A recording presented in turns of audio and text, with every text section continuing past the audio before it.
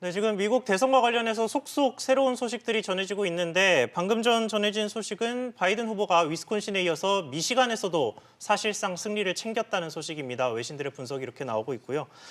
이렇게 바이든 후보가 점점 우세를 점하고는 있습니다만 아직 당선인이 누가 되느냐 이게 확정이 되지는 않았습니다. 누가 되느냐에 따라 우리 경제에 끼치는 영향도 미묘하게 달라서 기업과 재계가 촉각을 곤두세우고 있습니다. 자세한 내용 장지현 기자와 이야기 나눠보겠습니다.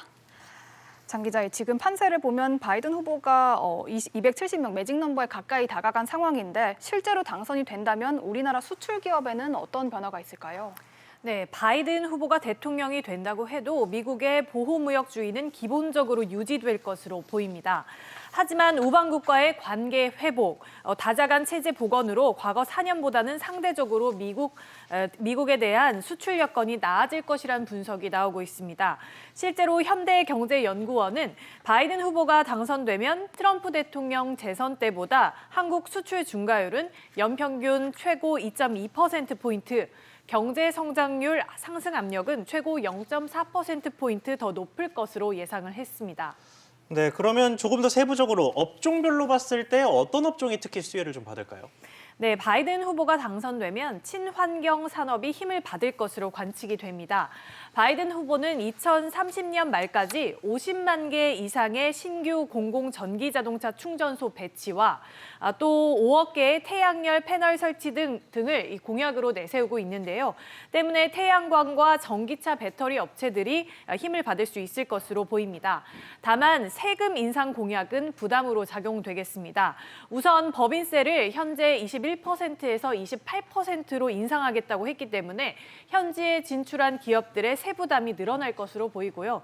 또 소득세까지 인상이 이루어질 경우 우리 기업들이 그 주력 수출품인 가전제품과 스마트폰 매출이 타격을 받을 수도 있을 것으로 보입니다. 네, 그리고 바이든 후보가 당선이 되면 미중 관계는 어떻게 될까요? 네, 바이든 후보 역시 트럼프 대통령과 마찬가지로 중국을 바라보는 시선이 곱지만은 않습니다. 우리나라의 경우 미국의 동맹국이지만 중국에 대한 수출 의존도가 한 25% 정도 되는 정도로 상당히 높은데요.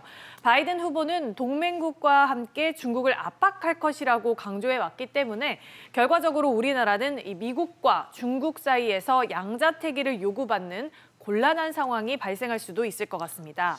네, 지금 상황이 바이든 후보에게 상당히 유리하게 가고 있어서 대통령 당선 가능성이 높아지긴 했습니다만 트럼프 대통령의 막판 역전 가능성도 있고 또 나아가서 법적 분쟁을 통해서 만약에 트럼프 대통령이 재선을 하는 경우도 생길 텐데 그렇게 되면 트럼프 대통령 재선의 경우에는 우리 경제가 어떤 영향을 받겠습니까?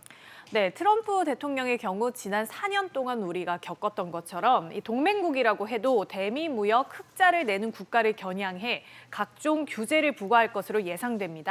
때문에 자동차나 철강 산업 등은 미국으로의 수출 여건이 아무래도 좋아지기는 어려워 보입니다.